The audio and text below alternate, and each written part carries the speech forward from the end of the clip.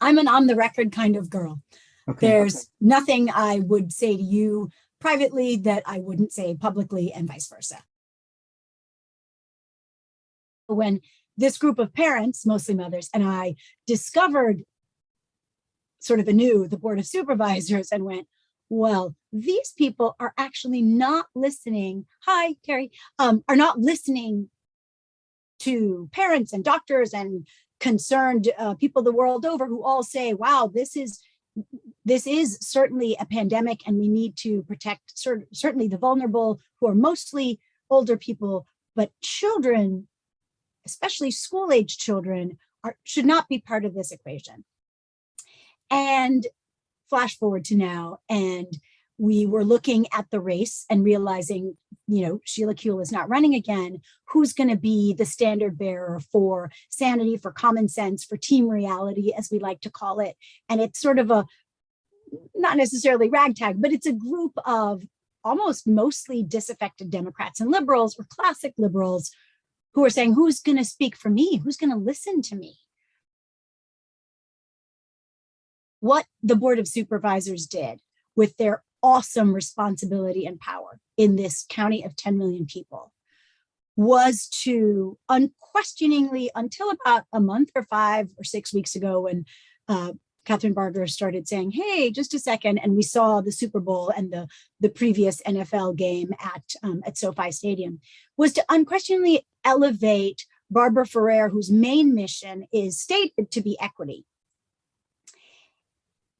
And what that meant was that children bore the brunt. They became the ballast that adults used to keep themselves afloat in the case of a disease that really, if anyone can read a chart, it is age stratified in terms of adverse outcomes, in terms of death, in terms of hospitalization, even before you get to the minutia of dividing with from the, with and of. It was very clear from other countries, other states, and other counties, out of 3,200 counties in America, Los Angeles did the most damage because it not only shut kids out of school, and we lost, LAUSD has lost tens of thousands of children. For so many children, school was their safe haven. And that is not just from the perspective of disadvantaged and downtrodden people. It is from the perspective of people who love to learn, who had loving families, who were geeks and nerds, and like nothing is better than sitting in the front row of the chemistry lab when you finally get to make something explode. Kids who did sports or theater, like all that disappeared. And it disappeared, again, not that it should have disappeared for anyone, but the horror of what LA County did worse than anyone else was to take that opportunity away from private school kids. So Barbara Ferrer, and I've had the luck of being leaked audio from her and video from her private meetings with schools. She said to schools, go further, do more. Yeah, the CDC says this, and California Public Health said this, but let's pursue sort of zero COVID in children at all costs, no holds barred policy that meant that even schools that had the ability, the willingness, the wherewithal, and the planning and foresight to have mitigation that was, we're going to have all our classes outside. We're going to, we have the resources to do testing. We have what, she wouldn't let them. So I don't know if you guys saw the Susie Weiss article today. I mean, there's been myriad articles in the Atlantic, sort of everywhere, photo essays of what you do. And I can't decide which is worse. Like, I have teenagers, so I got to see that side, but my friends with toddlers or kindergartners or kids in second grade who up until a month ago had never seen their teacher's bare face. It's hard to decide which is worse. But there can be no argument that the outcome was good, and that what LA County Board of Supervisors did by never questioning LA Public Health was good. There's the before times, right? And then there's the early days. And in the early days, dude, all bets were off. We got it. Like, I looked like a sort of a bank robber to go into the bank. We were spraying things. We thought, oh, fomites. We put up plexiglass. Turns out that increased transmission. There were a lot of things that everyone did at the beginning because who knew, right? I'm sure you all felt that sort of fear and, hey, are we in the beginning of contagion?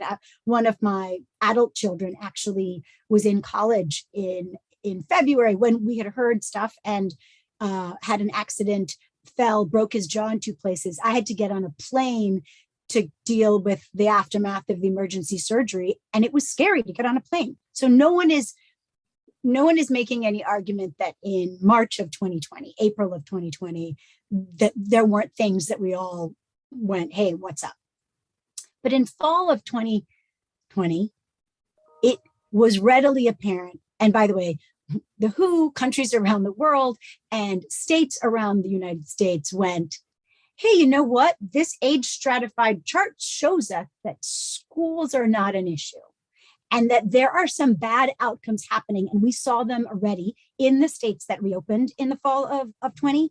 They were seeing bad outcomes for the kids showing up with behavior problems, with lost learning from just that lost semester, just that lost 3 months. So the role, I think, of the Board of Supervisors vis-a-vis public health is to ask probing questions, is to say, based on what for? I mean, even now, Barbara Ferrer will give answers. And then if you ask a follow-up, well, of course, this happened. You're using the numbers from the beginning of pandemic before we had a vaccine. So, or you're saying because the transmission rate in Compton or Long Beach is X, then kids in Calabasas or Studio City can't go to school, which is unhelpful. We have, a ridiculously large county, as we all know. And I would make the argument, as others have made, that our county board of supervisors should actually be larger, not have more money, but larger so that you can address people. The other thing that happened is the board of supervisors, today is their first day back at work. I would argue that they were essential enough to get paid. They should have been essential enough to get to work as soon as we all figured out that was safe. They're still not listening to people. So, Robert, do I have policy prescriptions that I would have made in my personal, world of Roxanne school? Absolutely. But there should have been options open and questions asked that weren't. And it did cause real damage. I personally know of suicides, overdoses, suicidal ideation, depression, anxiety through the roof. And that's before we even get to the lost learning, the unreported abuse because teachers are mandated reporters, the kids who couldn't get meals.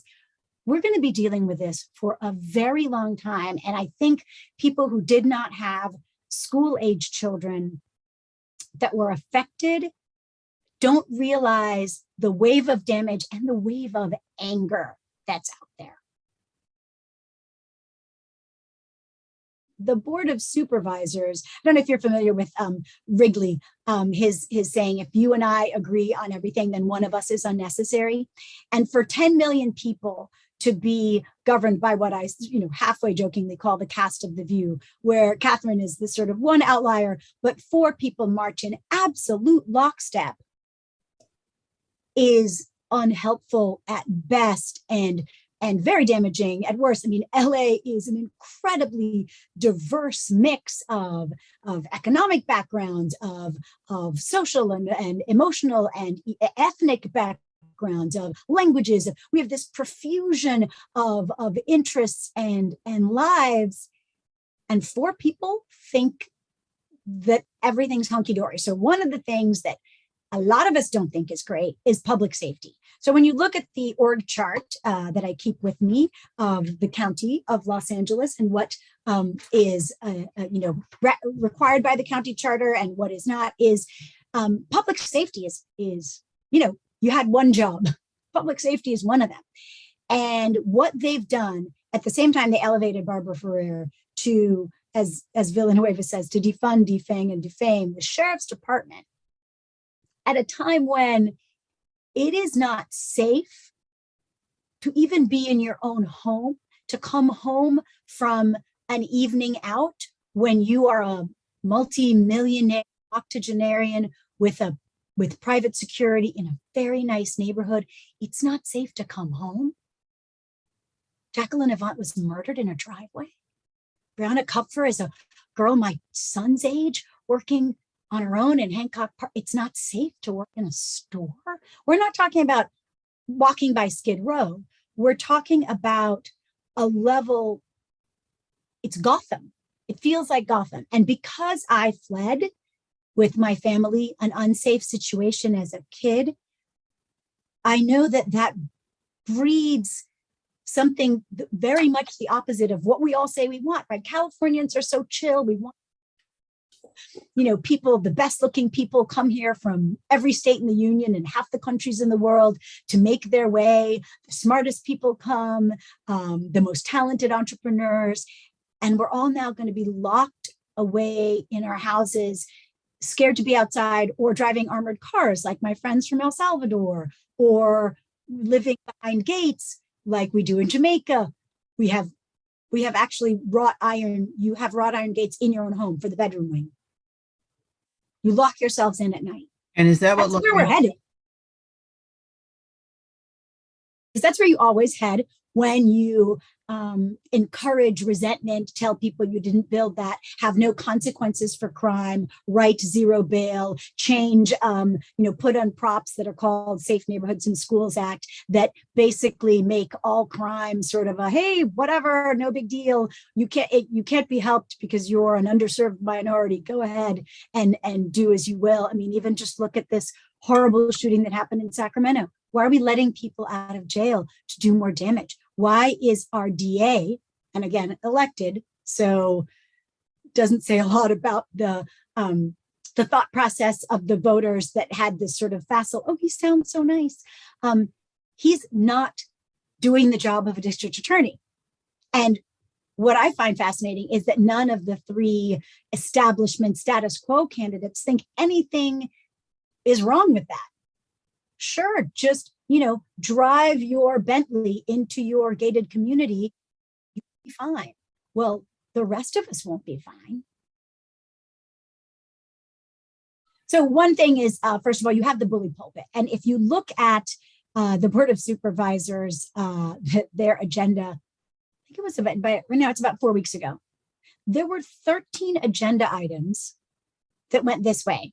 Agenda item 1, approve a reward of 100,000, 20,000, 50,000 for information leading to, the arrest of the murder of Robert or Roxanne or who.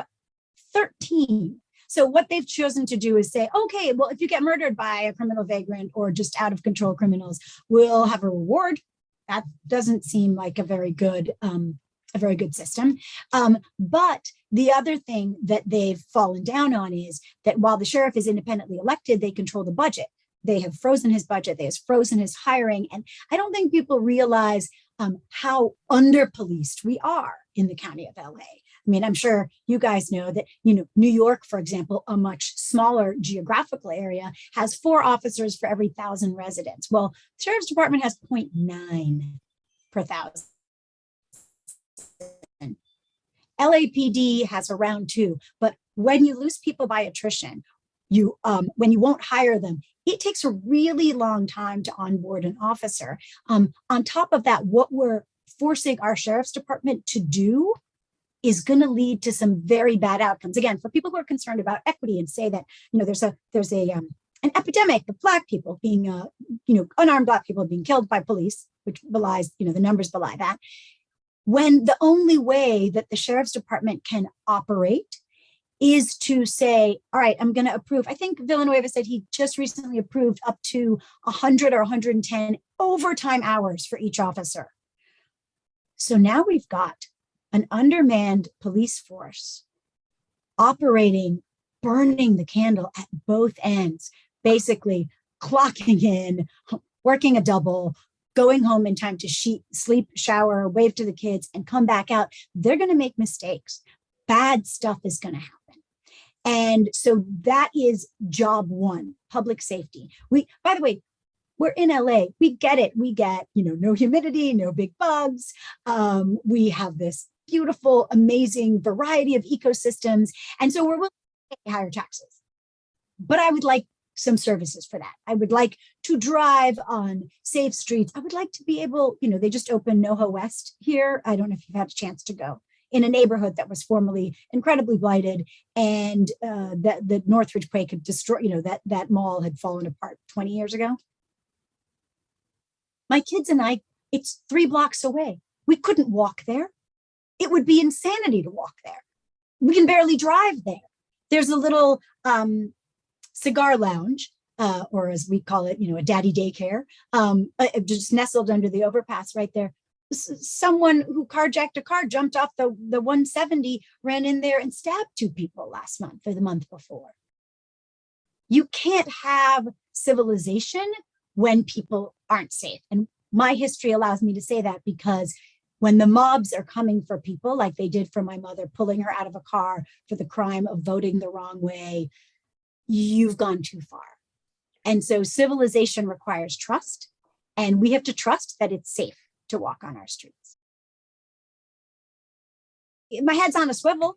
I keep my wits about me. I don't, I would never have done it before, but I certainly wouldn't leave a kid in the car to run into the store to pick up my dry cleaning. I've driven up to ATMs now and gone, drive somewhere else. I've made decisions about my behavior, like many other women. I have my firearms certificate, and I've taken classes in sort of self-defense and protection. And now that I'm, as you can imagine, running to cover 400 plus square miles and 2 million people, I'm in my car a lot. So I do what every woman does. I mean, I think maybe guys maybe are noticing this more, but Terry knows, like, honey, I'm leaving right now. I'm on my way. My family tracks my iPhone. When my mom, who lives alone, leaves my house, she texts me the minute she gets in. We have to keep a girlfriend of mine was dropping something off at a friend's house and was accosted by a homeless man, and panicked, didn't know what to do. We have to watch out for that all the time now. Well, it's a combination, right? It's a perfect storm. It's not just one thing. But I think Props 4757, AB 109 sort of start that trajectory. And then, it's the old, give them an inch, they'll take a mile. Once we okayed anyone openly using drugs and living on the streets, it's the broken windows concept. Then all bets are off. Then people in wheelchairs can't pass on the street. Then people know it's not safe. Public transportation, which, by the way, my husband hated this, but I was like, a train in LA, yay, let's take it everywhere on the train. You can't do that. One of the meetings I attended virtually was at the Brentwood Homeowners Association, and their big issue is traffic. I mean, anyone's big issue who lives in LA is traffic. Public safety affects everything. We can't ask human beings to take public transportation without their own personal armed security, a tetanus shot, and it's not possible. What happened to Sandra Shells while she's waiting for a bus? You can't have a civilized county or city without public safety. And when you let it go this far, it's not coming back on its own. Or first of all, I think, all glory goes to everyone in the arena. So, and as a naturalized US citizen who got to raise my right hand and swear to protect and defend the US Constitution, I think I understand and appreciate sort of our founders in a way that those of you lucky enough to be born here, sort of, it's baked in the cake, you're soaking in it, Madge. So you don't quite realize what a gift you've been given. And with that gift comes a responsibility. So the founders intended, and the beauty of America was and would be, if people did serve and then leave. As an example, not talking about anyone running for supervisor, but, heard someone talking about Eric Garcetti and his, he's probably not going to get confirmed as an ambassador, and, how tragic, like, what else can he do? What else? He could get a job. Like any one of these people get jobs. You guys have jobs. I have jobs. We're entrepreneurs. We'll figure something out. And so someone who spends 50 years, 20 years, 10 years in public service, that's not how it's meant to be. You're meant to go back and live under the laws that you passed so that you understand the impact you have on people. So I would say that of the 6 people running, there are 3 who are interchangeable: status quo, establishment. Hey, the term limits merry-go-round, which so many people thought was a good idea. Oh, term limits. Well, now it just becomes a, hey, Robert, you drop down to Tony's spot. Tony's going to go to Terry. Terry, you take mine and I'll take Robert's. Ta-da, term limits. So then you have the effect that unelected bureaucrats do most of the heavy lifting. And nobody ever encounters the people. Sheila Kuehl is sort of famous for that, right? Has she ever been to the Valley? We don't know. And then what ends up happening is then you have this 2-tiered approach where there's, to put it in modern parlance, a privileged establishment group of, coincidentally, people who don't provide us customer service for a living. So those of us who've had to communicate with people and compromise and say, oh, well, yes, you want X, but you want Y, and let's do this, sort of like how, I've done a lot of Braver Angels debates and conversations. It's not about, and it is a nonpartisan race, right? There's no Democrat or Republican way to fill a pothole or to keep your streets clean. But of the tier of sort of working and middle class, eating from the public trough people who are running, I think I'm the best choice because my experience in business, in entertainment, which is, by the way, one of the biggest industries here, gives me a way to understand people and to tell the stories of people and to elicit comment and hear it in a way that is not happening currently. If you can listen to the pleas of the tens of hundreds of people who publicly commented on the eviction moratorium, only to have the Board of Supervisors go, yeah, that sounds awful, but what about your retirement? Moving on, property rights, never mind, I'm voting for it. So I think I have that. And just, my logo and motto are LA needs a super mom for supervisor. Not to say that I'm more special than any other mother, but any parent is a juggler. And when you're representing 2 million people and collectively representing 10 million people, that's a lot of competing interests to deal with. And why I talk about the lockdowns at the beginning, especially, is because there is no action without an equal and opposite reaction. There are always unintended consequences. And we need to start looking at successes and how to replicate those instead of saying, oh, well, this is, there's some disparate impact. Well, if you want to talk disparate impact, look at the number of minorities who are locked out of work and school because of vaccine mandates. I mean, there's always something that you didn't think about that comes along. And so I think in I'm able to synthesize all those worlds, literally, not black, not white, both, literally, immigrant, American citizen, parent, student, really a liberal arts approach to critical thinking. Who benefits and why are these people coming before the Board of Supervisors to get part of the almost $38 billion budget? And what are they going to do with it? I think we can do better. I have met with Sheriff Villanueva. I certainly think, it's funny because he politically, I think we probably disagree on a lot of things, but I appreciate his willingness to get in there and try to solve the homelessness issue and his willingness to get the job done to protect the community and his deputies and the work they're doing. So absolutely 100% behind the sheriff. And I hope that people certainly vote for safety. That's what the job of the sheriff is.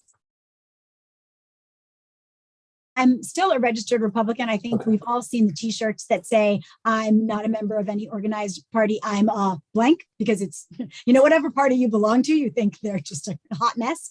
I've been I volunteered to help elect Bill Clinton and Barbara Boxer back in the day. And I'm not a party member, because that means a central committee member. I'm not a member. But I am a person who believes that people should know that they're not alone. And I'm still a member because I liked joining the parties that freed the slaves.